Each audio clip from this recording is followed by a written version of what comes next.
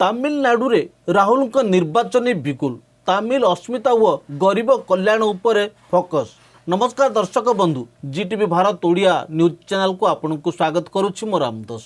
ଖବରଟିକୁ ଶେଷ ଯାଏଁ ଦେଖନ୍ତୁ, ଅଧିକରୁ ଅଧିକ ସେୟାର କରନ୍ତୁ, ଆବଶ୍ୟକ ସ୍ଥଳେ କମେଣ୍ଟ କରି ସଚେତନ କରନ୍ତୁ। ଚ୍ୟାନେଲକୁ ସବସ୍କ୍ରାଇବ୍ କରିନଥିଲେ ସବସ୍କ୍ରାଇବ୍ କରିବା ଭୁଲନ୍ତୁ ନାହିଁ। ତାମିଲନାଡୁ ବିଧାନସଭାର 234ଟି ଆସନ ପାଇଁ ଅପ୍ରେଲ 23 ତାରିଖରେ ଭୋଟ ଗ୍ରହଣ କରାଯିବ।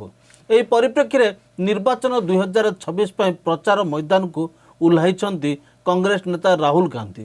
ଥୁନାୟୁଠାରେ ଆୟୋଜିତ ଏହି ସଭାରେ ସେ ବିଜେପି ଏବଂ ଏହାର ସହଯୋଗୀ ଦଳକୁ କଡ଼ା ଭାଷାରେ ସମାଲୋଚନା କରିଛନ୍ତି। ଶୁଣନ୍ତୁ, ରାହୁଲ ଗାନ୍ଧୀ ହିନ୍ଦୀ ଭାଷାରେ ବକ୍ତବ୍ୟ ଦେଉଥିବା ବେଳେ ସେଠାକାର ରାଜ୍ୟ କ୍ଷେତ୍ରୀୟ ଭାଷାରେ ଅନୁବାଦ କରି ଲୋକଙ୍କୁ ବୁଝାଇ ଦିଆଯାଉଛି। On one side, in this election, you have our alliance, and on the other side, there is the BJP aligned with the AIDMK. இந்த தேர்தலில் நாம் ஒரு பக்கம் எதிர்பக்கம் அதிமுக மற்றும் பாஜகவினுடைய கூட்டணி. And the BJP wants at all costs to remove Stalinji as chief minister and replace him by a puppet in the AIDMK. பாஜக அரசு நம்முடைய மாண்புமிகு முதல்வர் மு.க. ஸ்டாலின் அவர்களை அகற்றிவிட்டு இங்கே ஒரு பொம்மை முதல்வரை வைப்பதற்கு திட்டமிட்டுள்ளது. The AIDMK is a historical party in Tamil Nadu. It played an important role in Tamil Nadu. AIADMK ஒரு சிறப்பான கட்சி, தமிழக மக்களுக்காக போராடிய ஒரு கட்சி. But today's AIDMK is fundamentally different than the old AIDMK. ஆனால் இன்றுள்ள அதிமுக அந்த பொலுவிலிருந்து வலுவிலிருந்து ஒரு பொம்மை கட்சியாக திகழ்ந்து கொண்டிருக்கிறது. It is different because today's AIDMK is simply a mask for the BJP. இன்றைய அதிமுக பாஜகவின் முகமாடியாக தமிழ்நாட்டில் செயல்பட்டு கொண்டிருக்கிறது. It is the method by which the BJP and RSS want to infiltrate Tamil Nadu. இந்த வழியிலே தான் பாஜகவும் ஆர்எஸ்எஸும் தமிழ்நாட்டுக்குள்ளே ஊடுருவ முயற்சிக்கிறார்கள். And why do they want to infiltrate Tamil Nadu? எதற்காக அவர் தமிழ்நாட்டில் ஊடுருவ முயற்சிக்கிறார்கள்? Because they hate your culture, your tradition and your language. எதற்காக என்றால் உங்களுடைய மொழி, கலாச்சாரம், பண்பாடு ஆகியவற்றை சிதைப்பதற்காக இதை செய்து கொண்டிருக்கிறார்கள். Tamil is not an ordinary language. Tamil is the soul of the people of Tamil Nadu. Tamil ஒரு தொன்மையான மொழி, இந்த மக்களின் அது ஆன்மா என்றால் மிகையாகாது. And they do not appreciate the Tamil mind and the Tamil spirit, the spirit of freedom, intellectual freedom of the Tamil people. Tamil மக்களையும் தமிழ் மக்களுடைய கௌரவத்தையும் தமிழ் மக்களுடைய வீர உணர்ச்சியும் நீங்கள் குறைத்து மதிப்பிடாதீர்கள். And that is why they have captured the soul of the AIDMK. அதற்காகத்தான் அதிமுகவின் ஆன்மாவை அவர்கள் கையிலே பிடித்து வைத்திருக்கிறார்கள். The leaders of the AIDMK have all been compromised because of their corruption. AIADMK அமைச்சர்கள் தங்களுடைய ஊழல் குற்றச்சாட்டுகளை மறைப்பதற்காக பாஜகவுடன் சரணடைந்து நிற்கிறார்கள். The ED, the CBI, the income tax department has been used against them and their corruption is their biggest disadvantage.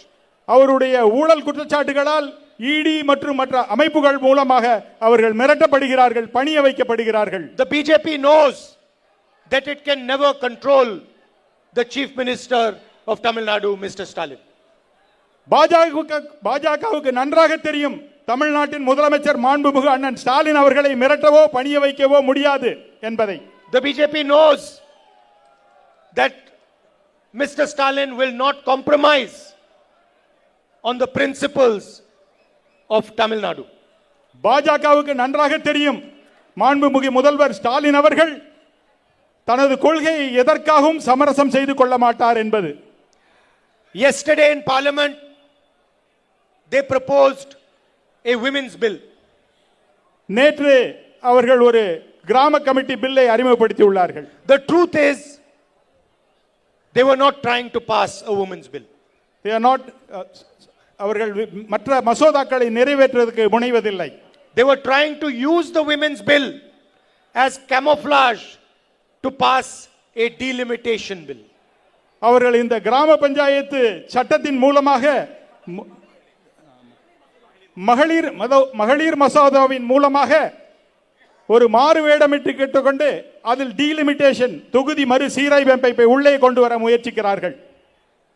What they wanted to do was change the electoral map of India. What they wanted to do was reduce the number of seats, reduce the representation that South India, Tamil Nadu, small states and the Northeast get.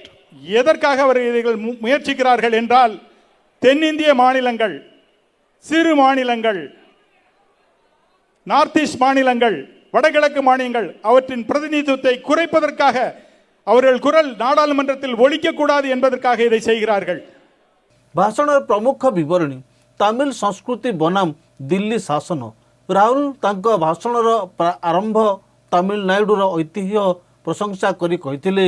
ସେ କହିଛନ୍ତି ଯେ BJP ଦେଶରେ ଗୋଟିଏ ଭାଷା ଓ ଗୋଟିଏ ବିଚାରଧାରା ଲଦିବାକୁ ଚାହୁଁଛି, କିନ୍ତୁ ତାମିଲ ଭାଷା ଓ ସଂସ୍କୃତି ଦେଶର ଶକ୍ତି। ସେ ସ୍ପଷ୍ଟ କରିଛନ୍ତି ଯେ ତାମିଲନାଡୁକୁ କେହି ଦିଲ୍ଲୀରୁ ନିୟନ୍ତ୍ରଣ କରିପାରିବେ ନାହିଁ। ଅର୍ଥନୀତି ଓ ବେକାର ସମସ୍ୟା। ଦେଶର ବର୍ତ୍ତମାନର ଆର୍ଥିକ ସ୍ଥିତିକୁ ନେଇ ଉଦ୍ବେଗ ପ୍ରକାଶ କରି ରାହୁଲ କହିଛନ୍ତି ବିଜେପି ସରକାର କେବଳ କିଛି ବଡ଼ ଶିଳ୍ପପତିଙ୍କ ପାଇଁ କାମ କରୁଛନ୍ତି। ସେ ଯୁବପିଢ଼ିଙ୍କୁ ପ୍ରତିଶ୍ରୁତି ଦେଇଛନ୍ତି ଯେ ଇଣ୍ଡିଆ ମେଣ୍ଟ ଶାସନକୁ ଆସିଲେ ତାମିଲନାଡୁରେ ଶିଳ୍ପ ପ୍ରତିଷ୍ଠା ଓ ନିଯୁକ୍ତି ସୁଯୋଗକୁ ପ୍ରାଥମିକତା ଦିଆଯିବ। ଗ୍ୟାରେଣ୍ଟି ଯୋଜନାର ଘୋଷଣା। କଂଗ୍ରେସ ନ୍ୟାୟ ଯୋଜନାକୁ ଦୋହରାଇ ମହିଳା ଶକ୍ତି, ଗରିବ ପରିବାରର ମୁଖ୍ୟ ମହିଳାଙ୍କୁ ବାର୍ଷିକ ଆର୍ଥିକ ସହାୟତା ପ୍ରଦାନ କରାଯିବ। MSP guarantee. କୃଷକମାନଙ୍କୁ ସେମାନଙ୍କୁ ଉତ୍ପାଦିତ ଦ୍ରବ୍ୟର ଉଚିତ ମୂଲ୍ୟ ପାଇଁ ଆଇନଗତ ଅଧିକାର ଦିଆଯିବ। ସାମ୍ବିଧାନିକ ସୁରକ୍ଷା। ସେ ଅଭିଯୋଗ କରିଛନ୍ତି ଯେ କେନ୍ଦ୍ରୀୟ ଏଜେନ୍ସିଗୁଡ଼ିକର ଅପବ୍ୟବହାର କରି ବିରୋଧୀଙ୍କୁ ଦମନ କରାଯାଉଛି। ଏହି ନିର୍ବାଚନ କେବଳ ଭୋଟ ପାଇଁ ନୁହେଁ, ବରଂ ଗଣତନ୍ତ୍ର ଓ ସମ୍ବିଧାନକୁ ବଞ୍ଚାଇବା ପାଇଁ ଏକ ସଂଗ୍ରାମ ବୋଲି ସେ ଜନସାଧାରଣଙ୍କୁ ଆହ୍ୱାନ କରିଛନ୍ତି। ରାଜନୈତିକ ସମୀକ୍ଷା। ରାହୁଲ ଗାନ୍ଧୀଙ୍କ ଏହି ଗସ୍ତ ଡିଏମ୍କେ କଂଗ୍ରେସ ମେଣ୍ଟର ସ୍ଥିତିକୁ ଅଧିକ ମଜବୁତ କରିବ ବୋଲି ଆଶା କରାଯାଉଛି। ବିଶେଷ କରି କ୍ଷତ୍ରୀୟ ଭାଷା ଓ ସ୍ୱାଧୀନତା ପ୍ରସଙ୍ଗରେ ତାମିଲ ଭୋଟରଙ୍କୁ ପ୍ରଭାବିତ କରିବା ପାଇଁ ଏହା ଏକ ରଣନୀତି ପଦକ୍ଷେପ। ତେବେ ଆସନ୍ତୁ ରାହୁଲ ଗାନ୍ଧୀ ଅଧିକ କ'ଣ କହିଛନ୍ତି ଶୁଣିବା ଓ ବୁଝିବାକୁ ଚେଷ୍ଟା କରିବା। I am proud to say that the opposition got together and defeated this nefarious design. நான் பெருமையுடன் தெரிவித்துக் கொள்கிறேன், நாமும் நம்முடைய கூட்டணி தோழர்களும் சேர்ந்து நாடாளுமன்றத்தில் அந்த மசோதாவை தோற்கடித்தோம் என்பதில் நான் உவகை கொள்கிறேன், பெருமை அடைகிறேன். And for the time being, they were unable to change the map, electoral map of India. இப்போது வரைக்கும் அவர்களால் இந்திய அரசியலமைப்பின் தேர்தல் வரைபடத்தை மாற்றி அமைக்க முடியவில்லை. Brothers and sisters, the BJP believes in spreading hatred and inequality in the country. பாஜக நினைப்பதெல்லாம் துவேஷம், மக்கள் வெறுப்பு, மக்களை பிரித்தாழ்வது என்பது மட்டும்தான். They create fights between religions, between languages, between communities. அவர்கள் என்ன செய்கிறார்கள்?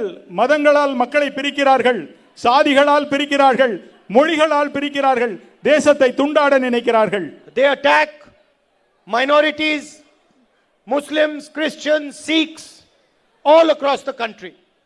அவர்கள் என்ன நினைக்கிறார்கள் என்றால் இஸ்லாமியர்களையும் கிறிஸ்தவர்களையும் மற்றும் புத்த மதத்தையும் சிக்கியர்களையும் பிரித்து வைக்க பார்க்கிறார்கள். And they create instability and weakness in the country. அவர்கள் நாட்டின் ஸ்திரத்தன்மையை குலைக்க முயற்சிக்கிறார்கள். They want to support 2 or 3 big companies so that these companies can finance them, fund their electoral machine. அவர்கள் 2-3 கம்பெனிகள் மூலமாக இந்தியாவின் தேர்தல் கமிஷன் மற்றும் அரசியல் அமைப்புகளை கட்டுப்படுத்த முயற்சிக்கிறார்கள். And one of the things that irritates them most is Tamil Nadu's history of social justice. சமூக நீதியை கொண்டாடி கொண்டிருக்கும் தமிழ்நாட்டிலே அதை அமல்படுத்த முயற்சிக்கிறார்கள். They do not like the idea that Tamil Nadu has followed a path of social justice, a path of equality, a path of fairness towards lower castes. அவர் சமூக நீதிக்கான பாதையை தமிழ்நாடு நடத்தி கொண்டிருப்பது என்பதை அவர்கள் விரும்பவில்லை. அதை சிதைக்க முற்படுகிறார்கள். In fact, this is something for the whole of India to be proud of. இதற்காக நாம் இந்திய மக்கள் அனைவரும் பெருமைப்பட வேண்டும். சமூக நீதியை This is காத்துக்கொண்டு something for the whole of India to deepen and extend. இது நம்முடைய தேச மக்கள் அனைவருக்கும் சொல்லப்பட வேண்டும். அவர்கள் அனைவரும் இதை தெரிந்து கொள்ள வேண்டும். சமூக நீதியை எப்படி காத்துக் கொண்டிருக்கிறோம் என்பதை. Many states can learn from the work that Tamil Nadu has done on social justice, on the protection and empowerment of women. மற்ற மாநிலங்கள் தமிழகத்தில் இருந்து கற்றுக்கொள்ள வேண்டும். எவ்வாறு இங்கு சமூக நீதி காக்கப்படுகிறது, மற்றவர்கள் மாண்புடன் நடத்தப்படுகிறார்கள் என்பதை தெரிந்து கொள்ள வேண்டும். Brothers and sisters, you must have seen yesterday Mr. Narendra Modi's face in Parliament. சகோதர சகோதரிகளே, நேற்று நீங்கள் பார்த்திருப்பீர்கள் மோடி அவர்களுடைய தொங்கி போன முகத்தை பாராளுமன்றத்தில் பார்த்திருப்பீர்கள். Whenever he comes to Parliament, he cannot look into our eyes. எப்போது நாடாளுமன்றத்துக்கு வந்தாலும் எங்கள் பார்வையை நேருக்கு நேராக அவரால் சந்திக்க முடிவதில்லை. And the reason for this is he's a compromised prime minister. Leaders அவர்களோடு உள்ள தலைவர்களோடு சமரசம் செய்து கொள்கிறார்கள். He has been thoroughly compromised and Mr. Narendra Modi is controlled by Mr. Donald Trump. அவர் அத்துணை பேரையும் தனது கட்டுப்பாட்டுக்குள் வைத்துக் கொள்ள வேண்டும் என்று மோடி அவர்கள் நினைக்கிறார்கள். Whatever Mr. Trump says, Mr. Modi will do. Whatever, Brother Tamil. Whatever Mr. Trump says, Mr. Modi will do. சகோதரர்களே, மோடி நினைப்பதை செய்து முடிப்பார் என்று மற்றவர்களுக்கு சொல்கிறார்கள். If Donald Trump says jump, Narendra Modi will jump. Donald Trump என்ன சொல்கிறாரோ அதை உடனடியாக செய்வார். கீழே குதி என்றால் குடித்து விடுவார், படு என்றால் படுத்து விடுவார். மோடி ட்ரம்ப் சொல்வதை அத்துணையும் அப்படியே கேட்டுக்கொண்டிருக்கிறார். And that is exactly what Mr. Narendra Modi wants the AIDMK chief minister to do. அதை போல்தான் தான் எப்படி ட்ரம்புக்கு பணிந்து நிற்கிறோமோ அதை போல் அதிமுகவின் எடப்பாடியும் மற்றவர்களும் அவரிடம் பணிந்து கிடக்க வேண்டும் என்று நினைக்கிறார். Donald Trump's control on Mr. Narendra Modi resulted in the US-India deal. இதற்காக தான் அந்த US ஒப்பந்தத்திலே கையெழுத்திடுமாறு நிர்பந்திக்கப்பட்டார். And Narendra Modi sold India to the United States. அமெரிக்காவின் ஏகோபக பிரதிநிதியாக இந்தியாவை வழி நடத்தி கொண்டிருக்கிறார் Modi. He sold our farmers, he sold our laborers, our small and medium businesses, he sold our data and he sold our energy security. நம்முடைய தரவுகளை விற்று கொண்டிருக்கிறார், நம்மளுடைய விவசாயிகளை விற்று கொண்டிருக்கிறார், நம்மளுடைய சிறு குறு தொழில்களை விற்று கொண்டிருக்கிறார் மோடி அமெரிக்காவுக்கு. And the reason is he wanted to protect his own image. எப்படியாவது இவர்களை பாதுகாக்க வேண்டும் என்பதற்காக தான் நான் போராடி கொண்டிருக்கிறேன். America controls the prime minister through the Epstein files. America தன்னுடைய ஆதிக்கத்தின் மூலமாக மோடியின் மூலம் இந்தியாவில் ஆதிக்கம் செலுத்த விரும்புகிறது. Through Epstein. Through FCI மூலமாக அவர்களை மிரட்டி பணிய வைக்க And முயற்சிக்கிறது. the United States also understands fully the financial relationship between the prime minister and Mr. Adani. அமெரிக்காவும் ட்ரம்பும் நன்றாக தெரிந்து வைத்திருக்கிறார்கள் மோடிக்கும் அதானிக்கும் என்ன நிதி சம்பந்தமான உறவுகள் இருப்பது என்பதை அவர்கள் நன்றாக புரிந்திருக்கிறார்கள். With these two instruments, Donald Trump controls Narendra Modi fully and made Narendra Modi sell India to the United States. இந்த நிர்பந்தத்தின் மூலமாக மோடிக்கு பலமான எதிர்ப்புகளையும் தெரிவித்து அவரை நிர்பந்தப்படுத்தி இந்தியாவை அமெரிக்காவிடம் அடிபணிமாறு செய்கிறார். And that is exactly what the BJP wants to do. It wants to place a chief minister in Tamil Nadu who will sell Tamil Nadu and listen to exactly what Narendra Modi and Amit Shah want. அப்படித்தான் மோடியும் அமித்ஷாவும் தமிழக முதல்வரை மிரட்டி எதையும் சாதிக்கலாம் என்று நினைக்கிறார்கள். அது ஒருபோதும் நடக்காது. I can tell you here with certainty, they can dream of whatever they want, but we will never allow the BJP RSS to enter this state. மோடிக்கும் அமித்ஷாவுக்கும் கனவு காண்பதற்கு உரிமை இருக்கிறது. ஆனால் நான் உங்களிடம் உறுதியாக சொல்கிறேன், ஒருபோதும் அவர்களது கனவு பலிக்க போவதில்லை. அவர்கள் தமிழ்நாட்டில் நுழையவே முடியாது என்பதை வலியுறுத்தி சொல்கிறேன். We will never allow them to attack Tamil culture, Tamil history and the Tamil language. நாம் ஒருபோதும் அனுமதிக்க போவதில்லை. தமிழ் கலாச்சாரம், தமிழ் பண்பாடு, தமிழ் மொழியை அவர்கள் சிதைப்பதற்கோ இங்கே உள்ளே நுழைவதற்கோ அனுமதிக்க போவதில்லை. Everybody knows, everybody in this state knows, regardless of which party comes from or she comes from, they know my relationship with Tamil Nadu. நன்றாக தெரியும், அவர்களுக்கு தெரியும் என்னுடைய உறவு தமிழ்நாட்டு மக்களிடம் எப்படி இருக்கிறது. அதை ஒருபோதும் அவர்களால் குலைத்து விட முடியாது என்பதை அவர்கள் நன்றாக அறிவார்கள். This is not a political relationship. இது ஒரு அரசியல் உறவு மட்டுமல்ல. This is a relationship of mutual respect, love and affection. இந்த உறவு ஒரு பரஸ்பர அன்பின் தன்மையிலும் ஒருவரை ஒருவர் மதிக்கும் தன்மையிலும் உள்ளது. And this is a very old relationship. You felt the same way about my grandmother, about my father as you feel about me. இந்த உறவு இப்போதல்ல, என்னுடைய பாட்டியார் திருமதி இந்திரா காந்தி அவர்களாலும் என்னுடைய தந்தை காலம் சென்ற திரு ராஜீவ் காந்தி அவர்களாலும் வளர்க்கப்பட்டது. இந்த உறவு தொடரும். And I want you to know that no matter what happens, I will protect the interests of Tamil Nadu and the Tamil people. என்ன நடந்தாலும் சரி, தமிழ் மக்களின் உரிமையும் தமிழ் மாநிலத்தின் உரிமையும் நான் எப்போதும் காப்பேன் என்று உங்களிடம் உறுதியளிக்கிறேன். I am your soldier in Delhi. நான் உங்களின் ராணுவ வீரனை போல் டெல்லியில் செயல்படுவேன். Whatever Tamil Nadu needs in Delhi, I will fight for that. எதெல்லாம் தமிழ்நாட்டுக்கு தேவைப்படுகிறதோ அதற்காக அதை நான் போராடுவேன். அதை தமிழ் மக்களுக்காக பெற்று தருவேன். All Tamil Nadu and the people of Tamil Nadu have to say is call me and tell me what has to be done. நீங்கள் சொல்லுங்கள், தமிழகத்திற்காக நான் என்ன செய்ய வேண்டும், எதற்காக குரல் கொடுக்க வேண்டும், உங்களுக்கு என்ன வேண்டும் என்று சொன்னாலும் அதை நான் செய்து முடிப்பேன். And I want to tell the Tamil people that I am very proud of you, of what you have done for this country. I am proud of your tradition and your culture and your language. உங்களை பார்க்கும்போது நான் உண்மையிலே மிகவும் பெருமைப்படுகிறேன். உங்களுடைய கலாச்சாரம், உங்களுடைய சுதந்திர வேட்கை அனைத்தையும் நான் போற்றுகிறேன், பாராட்டுகிறேன்.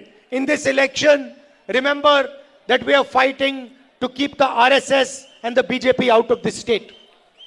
இந்த தேர்தலில் நாம் கடுமையாக போரிடுவது பாஜக RSS இங்கே உழைந்து விடக்கூடாது என்பதற்காகத்தான். Please support our alliance, the DMK Congress alliance, all parties in this alliance.